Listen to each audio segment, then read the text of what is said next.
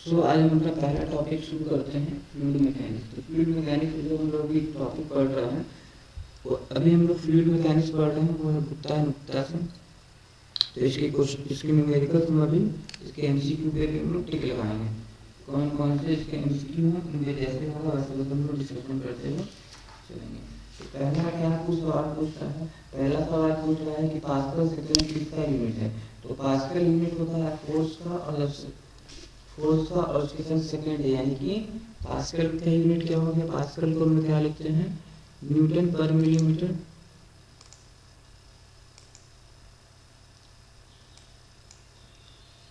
Pascal हो गया Newton पर मिलीमीटर स्क्वायर और उसकी सम क्या हो गया सेकंड, ठीक है, यानी कि न्यूटन सेकंड पर मिलीमीटर स्क्वायर या न्यूटन सेकंड पर मीटर स्क्वायर। तो ये न्यूटन सेकंड पर मीटर स्क्वायर किसका यूनिट होता है, ये होता है हमारा डायनेमिक विस्कोसिटी का। तो इसका आंसर क्या होगा, डायनेमिक विस्कोसिटी होगा। प्रेशर का यूनिट क्या होता है, प्रेशर का यूनिट होता है, हम लोग प्रेशर को पास्कल में दिखाते हैं, ठीक है। प्रेशर को किस से दिखाते हैं, सॉरी प्रेशर को हम लोग पास्कल से नहीं दिखाते, प्रेशर को हम लोग बार से दिखाते हैं। प्रेशर को हम लोग बार से दिखाते हैं। और काइनेमेटिक विस्कोसिटी क्या होता है, काइनेमेटिक विस्कोसिटी होता है मीटर स्क्वायर पर सेकंड होता है। सरफेस टेंशन क्या होता है, न्यूटन पर मीटर होता है। प्रेशर का यूनिट जो होता है आपको वो होता है, एक सेकंड चाहिए,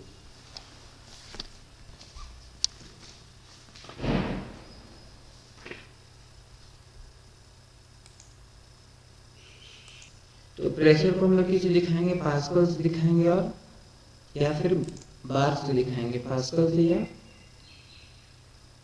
इसको हम लोग बार से रिप्रेजेंट करते हैं। एक बार में कितना होता है, एक बार में 10 to the power 5 Newton per metre square होता है। 10 to the power 5 Newton per metre square होता है एक बार में। अब उसके बाद एक आइडियल फ्लूइड क्या है, एक आइडियल फ्लूइड होता है वैसा फ्लूइड जिसमें कि सरफेस टेंशन नहीं होगा, जिसमें कि जो कि फ्रिक्शनलेस होगा, जो कि इनकम्प्रेसिबल होगा, जिसमें शियर स्ट्रेस बहुत ही कम होगा, ठीक है। तो आइडियल फ्लूइड क्या हो गया, आइडियल फ्लूइड हो गया कि जो कि फ्रिक्शनलेस होता है और इनकम्प्रेसिबल होता है, ठीक है। आइडियल फ्लूइड का एजम्पशन क्या क्या है, आइडियल फ्लूइड का एजम्पशन से कि वो फ्रिक्शनलेस होगा, ठीक है। दूसरा फिर वो इनकम्प्रेसिबल होगा, उसके बाद वो नॉन विस्कस होगा, उसके बाद वो क्या होगा, नॉन विस्कस होगा, नॉन विस्कस। उसका जो शियर स्ट्रेस है वो कितना होगा, शियर स्ट्रेस 0 होगा, उसमें कोई भी सरफेस टेंशन, ठीक है, सरफेस टेंशन क्या होगा, 0 होगा उसका, ये सब चीज है। उसका बल्क मॉडुलस कितना होगा, बल्क मॉडुलस होगा उसका इनफाइनाइट, ठीक है, बल्क मॉडुलस उसका होगा इनफाइनाइट। अब उसके बाद बात करते हैं काइनेमेटिक विस्कोसिटी की। तो काइनेमेटिक विस्कोसिटी का हमने पहले ऊपर में डिस्कस कर लिया था कि काइनेमेटिक विस्कोसिटी का यूनिट क्या होता है, मीटर स्क्वायर पर सेकंड। तो यहाँ पर मीटर स्क्वायर पर सेकंड आपको किसका दिख रहा है, तो मीटर स्क्वायर तो नहीं दिख रहा है, तो उसी के यूनिट दिख रहा है सेंटीमीटर स्क्वायर पर सेकंड, तो सेंटीमीटर स्क्वायर पर सेकंड हो जाएगा। If the dynamic viscosity of a fluid is 0.5, ठीक है, स्पेसिफिक ग्रेविटी 0.5 दिया, तो काइनेमेटिक विस्कोसिटी क्या होता है, तो काइनेमेटिक विस्कोसिटी को हम लोग रिप्रेजेंट करते हैं न्यू से, और न्यू होता है आपको म्यू बाय रो, ठीक है। म्यू क्या है, म्यू है आपको उसका आपको डायनेमिक विस्कोसिटी, और रो क्या है आपको उसका डेंसिटी है। तो रो की जगह पे आप इसको स्पेसिफिक ग्रेविटी भी लिख सकते हैं यहाँ पर इस जगह पे, ठीक है, जिसको हम लोग एस से डिनोट करते हैं। तो यहाँ पर क्या हो जाएगा, 0.5 divided by 0.5 is equals to 1, तो यानी कि 1.0, इसका आंसर हो जाएगा 1.0। अब तीसरा क्वेश्चन हम लोग आते हैं, the viscosity of gases increases with, ठीक है, क्या होगा, विस्कोसिटी ऑफ गैस क्या कर रहा है, increases with increase in temperature, decreases with increase in temperature, independent होता है टेम्परेचर के या is independent of the pressure for very high intensity. तो देखिए, जो जितना भी फ्लूइड्स होता है, फ्लूइड्स कितने तरह का होता है, दो प्रकार का होता है, लिक्विड होता है, गैसेस होता है। तो जो भी फ्लूइड है, हर एक फ्लूइड पे टेम्परेचर का इफेक्ट, हर एक फ्लूइड के विस्कोसिटी पे टेम्परेचर का प्रभाव पड़ता है, ठीक है।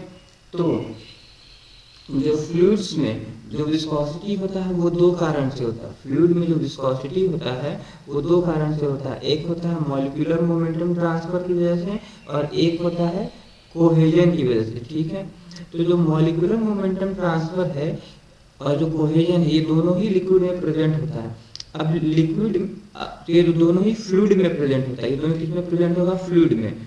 अब जो लिक्विड होता है, लिक्विड में आपको कोहेजन ज्यादा होता है, प्रीडोमिनेट करता है, और एमएमटी कम होता है, मॉलिक्यूलर मोमेंटम ट्रांसफर कम होता है।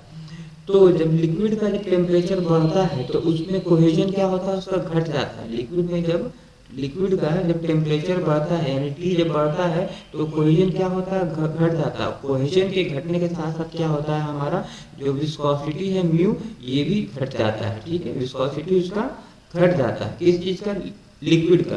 तो लिक्विड का जब टेम्परेचर बढ़ेगा तो कोहेजन घटेगा, और कोहेजन घटने के साथ साथ उसका जो विस्कोसिटी है वो भी घटेगा।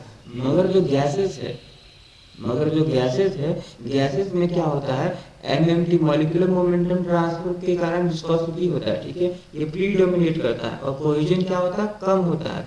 तो जब गैसेस का जब टेम्परेचर बढ़ता है तो मॉलिक्यूलर मोमेंटम ट्रांसफर क्या होता है, बढ़ने लगता है, ठीक है, एमएमटी भी बढ़ता है, और जिसके कारण से क्या होता है, जो विस्कोसिटी है म्यू वो भी बढ़ जाता है।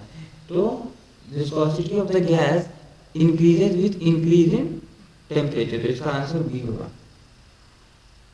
तीसरा है Newton law of viscosity. Newton law of viscosity किस चीज को रिलेट करता है, तो न्यूटन लॉ ऑफ विस्कोसिटी क्या कहता है, न्यूटन लॉ ऑफ विस्कोसिटी कहता है tau is equals to mu du by dy, ठीक है। जहाँ पर du बाय dy कहती है रेट ऑफ चेंज ऑफ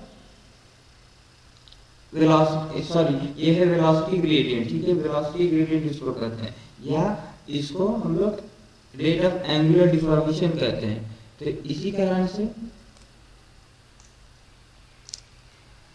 तो जो आपको न्यूटन लॉ ऑफ विस्कोसिटी है वो रिलेट करता है शियर स्ट्रेस को, इसके साथ रेट ऑफ एंगुलर डिफॉर्मेशन को, रेट ऑफ एंगुलर डिफॉर्मेशन के साथ।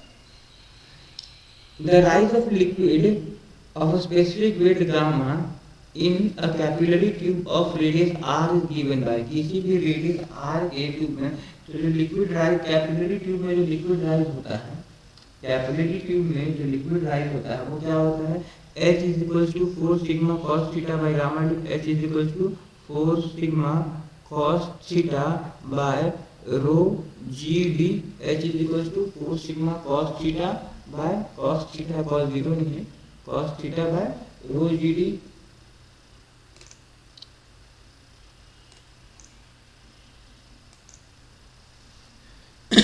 तो अब क्या है, h की जगह पे h लिख दिए, और 4 सिग्मा की जगह पे क्या करेंगे, 4 का 4 रह जाएगा, सिग्मा की जगह सिग्मा रह जाएगा। cos थीटा क्या है, लिक्विड है, तो cos थीटा का मान क्या होता है, 0 लेते हैं पानी के केस में, तो यहाँ पर 1 हो जाता है।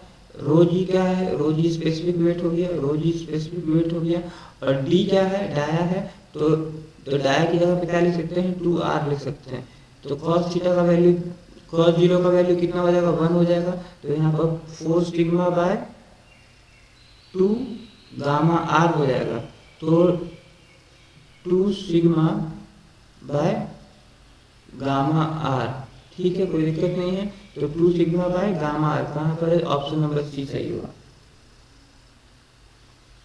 The intensity of the pressure developed by surface tension of 0.075 Newton meter in a droplet of the water of 0.075 meter।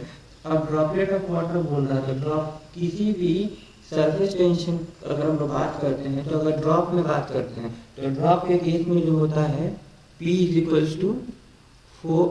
Equals to 4 sigma d होता है किसी केस में, P is equal to 4 sigma d होता है पानी के drop के case में। और अगर सोप का बबल है तो P is equal to 8 sigma d होगा सोप के बबल के केस में, और P is equal to 2 sigma d होगा जेट के केस में। ठीक है, तो हमारा यहाँ पर क्योंकि बबल का केस है, क्योंकि हम सॉरी हमारा यहाँ पर क्या है ड्रॉपलेट का केस है, तो यहाँ पर क्या होगा P is equal to 4 sigma by d होगा, तो P is equal to 4 sigma by d. अब P is equal to 4 sigma by d हो गया, तो प्रेशर इंटेंसिटी कितना है प्रेशर डेवलप का, ठीक है, टेंशन कितना है 0.075 है, ठीक है, टेंशन कितना है 4 इंटू 0.075, ये क्या है देखिए यहाँ पर देखिए न्यूटन मीटर दिया हुआ है, यानी ये सरफेस टेंशन दिया हुआ है, तो सरफेस टेंशन आप डाल दिए, और डाया कितना दिया हुआ है, डाया दिया हुआ है 0.075 mm में दिया हुआ है, ठीक है, mm को कन्वर्ट कर दीजिए मीटर में, तो इसको क्या करना पड़ेगा 1000 से डिवाइड करना पड़ेगा, तो ये और ये तो कट गया, तो कितना हो गया यहाँ पर 4000 न्यूटन पर मीटर स्क्वायर हो गया, 4000 न्यूटन पर मीटर स्क्वायर हो गया। 4000 न्यूटन पर मीटर स्क्वायर को क्या लिख सकते हैं, अब यहाँ पर सब सेंटीमीटर में दिया हुआ है, तो मीटर को सेंटीमीटर में कन्वर्ट करने के लिए क्या करना पड़ेगा 4000 डिवाइडेड बाय 1 मीटर में 100 सेंटीमीटर होता है, तो यानी कि 100 गुने 100, तो पहला 200 कट गया फिर ये 100 कट गया, यानी कि 0.4 न्यूटन पर सेंटीमीटर स्क्वायर, 0.4 न्यूटन पर सेंटीमीटर स्क्वायर कहाँ पर है, यहाँ पर है, तो 0.4 न्यूटन सेंटीमीटर स्क्वायर आंसर हो गया।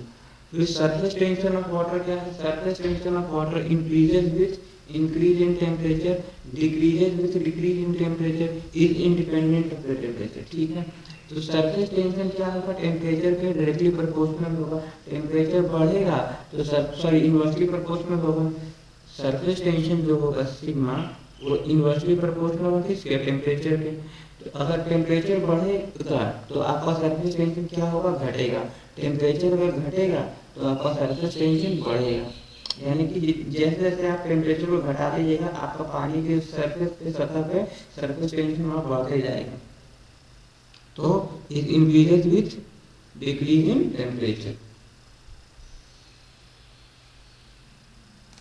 अब नेक्स्ट क्वेश्चन क्या है,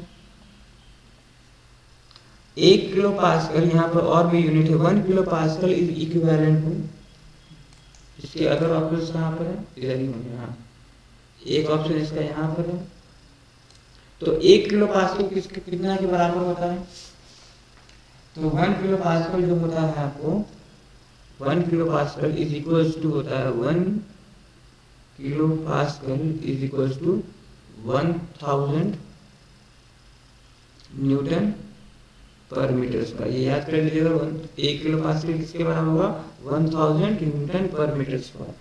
if a liquid has a greater cohesion than adhesion, liquid का सी कोहेजन ज्यादा है एडेशन कम है विद सॉलिड के साथ, तब the liquid in the capillary tube will be, ठीक है, अगर कोहेजन ज्यादा है और एडेशन कम है, यानी कि उसका कोहेजिव पावर ज्यादा है और एडेसिव पावर कम है, तो इसका एग्जांपल क्या हो सकता है, मरकरी में क्या होता है, मर्क्यूरी में यानी कि पारा में, मरकरी में क्या होता है कोहेजन ज्यादा होता है और एडेशन कम होता है, और वाटर में एडेशन ज्यादा होता है कोहेजन कम होता है। तो जब आप कैपिलरी ट्यूब का एक्सपेरिमेंट आप लोगों ने किया होगा तो आप लोगों को पता है कि वाटर में क्या होता है कैपिलरी राइज होता है और मरकरी में क्या होता है कैपिलरी डिप्रेस करता है, तो वही चीज यहाँ भी है कि यहाँ का जो केस है वो किस चीज का केस है, मरकरी का केस है, तो इसमें क्या होगा depresses with a convex surface upward, ठीक है, मरकरी में किस तरह से कैपिलरी राइज होता है, मरकरी में कुछ इस तरह से कैपिलरी राइज होता है ट्यूब में, ये ट्यूब है आपका, इस ट्यूब में कैपिलरी राइज इस तरह से होता है, तो इसमें क्या है ये ऊपर में कन्वेक्स सरफेस बना रहा है, तो यही चीज है depresses with convex surface upward.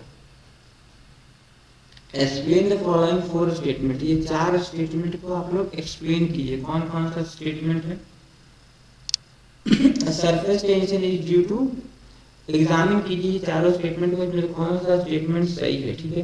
तो सरफेस टेंशन किसके कारण से रहता है, कह रहा है surface tension is due to cohesion only, capillary is due to cohesion and adhesion is due to adhesion only, surface tension is due to both cohesion and adhesion, capillary is due to both cohesion and adhesion. तो जो surface tension होता है आपका, surface tension आपका सिर्फ cohesion की वजह से होता है, सरफेस टेंशन आपका सिर्फ कोहेजन की वजह से होता है। और कैपिलरी जो राइज होता है, कैपिलरी राइज कोहेजन और एडेशन दोनों की चलती होता है। तो इसका क्या होगा 1 and 4, तो 1 and 4 कहाँ पर, 1 and 4 यहाँ पर। Pressure of 200 kilo pascal is equivalent to, 200 kilo pascal का जो प्रेशर है वो कितना किलोमीटर ऑफ कितना मीटर ऑफ कार्बन टेट्राक्लोराइड के बराबर है। तो 200 किलो पास्कल को क्या लिख सकते हैं,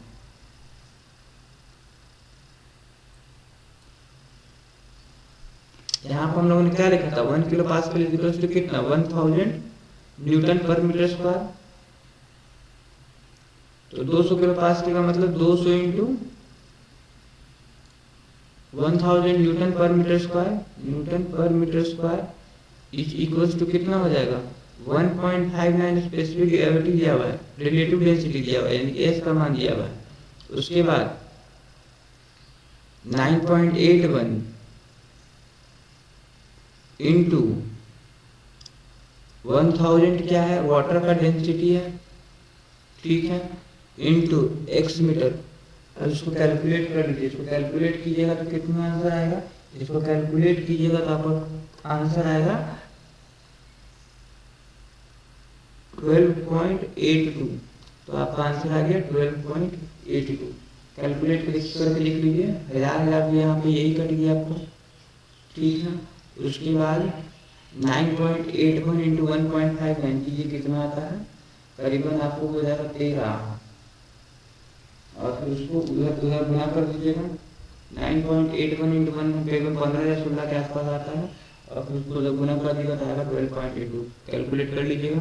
फॉर सेमी सर्कुलर प्लेट, एक सेमी सर्कुलर प्लेट है जो कि सबमर्ज्ड किया गया है होमोजेनस लिक्विड में, ठीक है।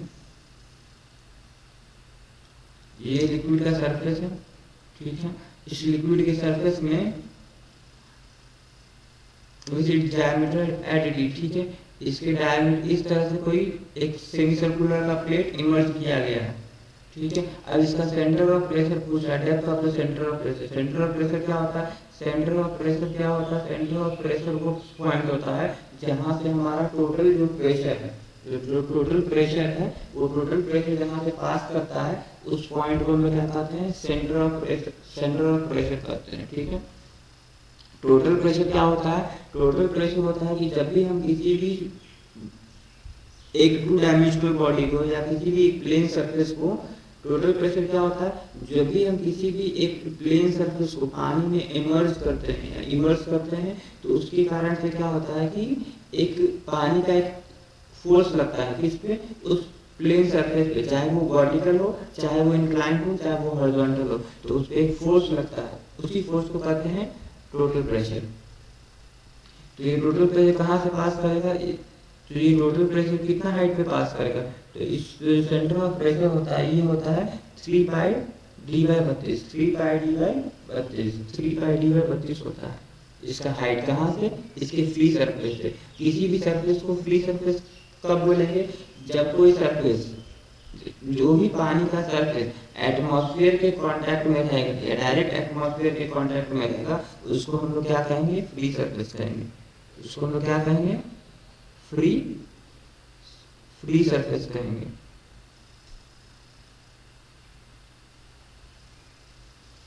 ये वाला ऊपर वाला जो क्वेश्चन था आपको, क्वेश्चन नंबर 10, ये का ऑप्शन इसको यहाँ से काट दीजिए। The pressure intensity is same in all direction at a point. The pressure intensity is same in all direction at a point.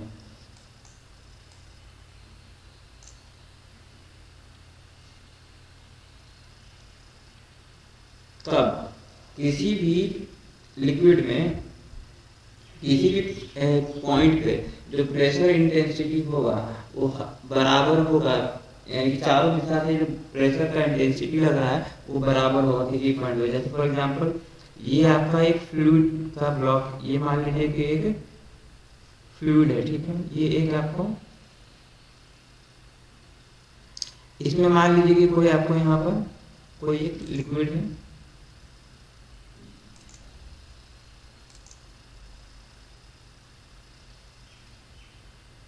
यहाँ पर कोई पार्टिकल, तो इस पर्टिकुलर पॉइंट पे इसके चारों दिशा से जो फोर्स लगेगा या प्रेशर लगेगा वो हमेशा बराबर होगा। तो ये कब किस केस में होगा बताइए, कि जब किसी भी तरह का रिलेटिव मोशन नहीं होगा एक लेयर के बीच में। ये हमेशा इस तरह का कंडीशन कब रहेगा, ये हमेशा इस तरह का कंडीशन रहेगा फ्लूइड स्टैटिक के केस में, फ्लूइड स्टैटिक्स के केस में, ठीक है। यानी कि फ्लूइड स्टैटिक कंडीशन में रहेगा तब, यानी कि कोई भी रिलेटिव मोशन नहीं होगा एक लेयर का दूसरे लेयर की तुलना में, ठीक है।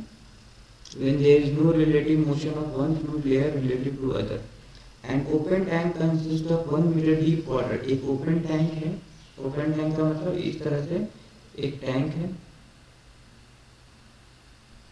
इस टैंक में 1 मीटर डीप पानी है with 50 centimetre of oil of specific gravity अब 1 मीटर डीप पानी है, ठीक है। पानी का डेप्थ कितना है 1 मीटर, और इसके ऊपर कितना है, इसके ऊपर 0.5 मीटर यानी कि 0.5 मीटर क्या है ऑयल है, जहाँ पर ऑयल है, ऑयल का स्पेसिफिक ग्रेविटी कितना दिया हुआ है 0.8 दिया हुआ है, और इसका कितना होता है, इसका स्पेसिफिक ग्रेविटी 1 है। तो पूछ रहा है कि टैंक का जो बॉटम है उस पर जो इंटेंसिटी ऑफ प्रेशर है वो कितना होगा। तो टैंक की जो बॉटम है उस पर जो इंटेंसिटी ऑफ प्रेशर है वो कैसे निकालेंगे, 1 into 1000 into 9.81 plus 0.5 into 1000 into 9.81 into 0.8। तो क्या करेंगे हम लोग, पहले जो इसका स्पेसिफिक ग्रेविटी दिया हुआ है उसको गुना कर देंगे किसके संग, इसके वाटर के डेंसिटी के साथ। तो हमको क्या मिल जाएगा, इसका डेंसिटी मिल जाएगा, ऑयल का डेंसिटी मिल जाएगा। अब ऑयल के डेंसिटी को फिर हम लोग कन्वर्ट कर देंगे ऑयल उसके स्पेसिफिक वेट में, स्पेसिफिक वेट में कन्वर्ट करने के बाद उसको हम लोग गुना कर देंगे उसके कितना पानी का यानी कितना ऑयल का डेप्थ है, तो हमको मिल जाएगा कि ये कितना फोर्स एक्सर्ट करेगा, ठीक है, ये हमको मिल गया। अब फिर उसके साथ जोड़ देंगे इसका स्पेसिफिक वेट, ठीक है। इसका कैसे निकालेंगे, इसका निकालेंगे इसका कितना पानी का डेप्थ है, पानी का आपको इसका यूनिट वेट कितना है, पानी का यूनिट वेट कितना निकलेगा, वही स्पेसिफिक ग्रेविटी के संग गुना कर देंगे, स्पेसिफिक ग्रेविटी एस के साथ गुना कर देंगे किसके, रो ऑफ वाटर को इनटू, फिर उसके बाद क्या करेंगे जी से गुना कर देंगे, और उसके बाद क्या करेंगे एच यानी कितना हाइट है पानी का वो गुना करके इस सबको जोड़ देंगे।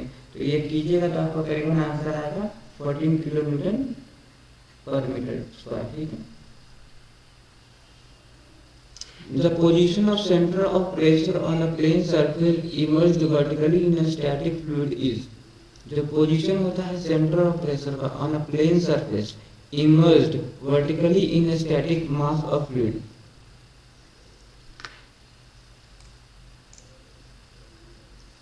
एक लिक्विड का सरफेस है, ठीक है, ये पानी का सरफेस है, इसमें आप एक प्लेन सरफेस को इमर्ज कर दिए, ठीक है, ये एक स्ट्रेट प्लेन सरफेस है, इसको आप इमर्ज कर दिए। अब इसमें जो सेंटर ऑफ प्रेशर होगा वो कहाँ पर होगा, तो मान लीजिए कि इसका सेंटर ऑफ ग्रेविटी कुछ यहाँ पर है, ठीक है,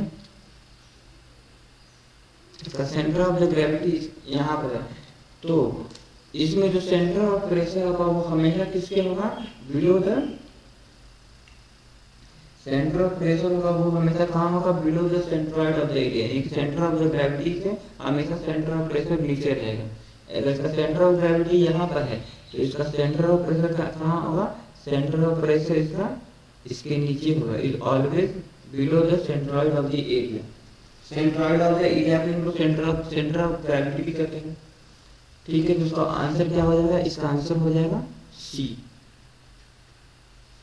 The position of center of pressure on a plane surface immersed vertically in a static mass of fluid is always below the centroid of the area। a vertical triangular area which vertex downward and altitude edge has its base lying on the free surface of the liquid. The center of the pressure below the free surface is at a distance of h by 2. यानी कि ये एक free surface है, इस free surface पे इस तरह से एक ट्रायंगुलर सरफेस को रखा गया है। अब पूछा जा रहा है कि इसका सेंटर ऑफ प्रेशर का कितना हाइट होगा इस फ्री सरफेस से, तो ये होगा h by 2।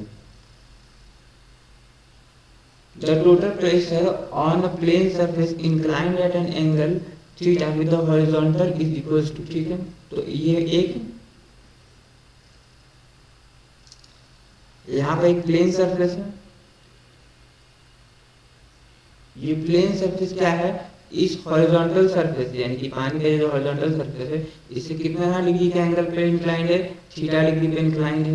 तो पूछा जा रहा है कि इस पूरे के पूरे सरफेस पे यानी कि इस पूरे सरफेस पे टोटल प्रेशर लगेगा, ठीक है, वो कितना लगेगा, तो ये होगा P A sine theta, P A sine theta, sorry P A sine theta नहीं होगा, ये पी ए होगा।